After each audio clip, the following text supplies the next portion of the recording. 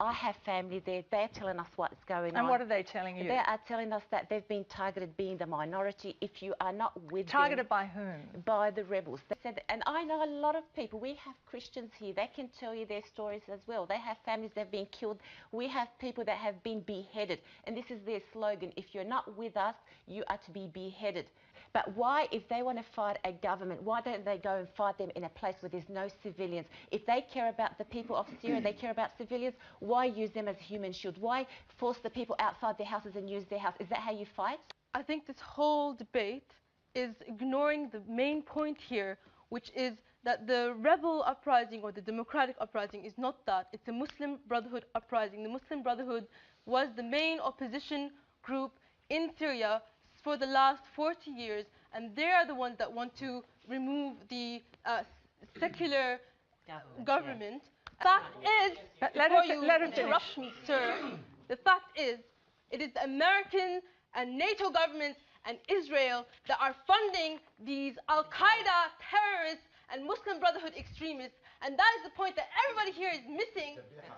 And the fact is that, excuse me, sir, but you do have a stake in Syria, because we have Russia emerging as a superpower, and you have China emerging as a superpower, and America and NATO want to control the Mediterranean Sea. They want to cut off this new pipeline deal that is happening between Syria, Iraq, and Iran. They want to cut off ties between Syria and Iran, which is why these people hate Iran so much. And this is why these sectarians are against any unity between Syria and Iran, because they want to see Syria get destroyed. And that is what this is about, destroying Syria. The whole crisis is being created by our enemies, Israel, NATO, America. Okay, can I just ask you though, do you want Assad to survive? Right now, Assad has to survive because his replacement is going to be Islamic extremists, the Muslim Brotherhood, but do you want him to survive? I want him to survive for now. But do you want him to run Syria? I want him is he the person you want running your country? I want to run Syria eventually. Okay? So now I see that the fall of the Assad regime would be a disaster for my country. Okay, final comment from you, Hanadi. I just want to say we're not Assadi regime supporters. We are Syrians.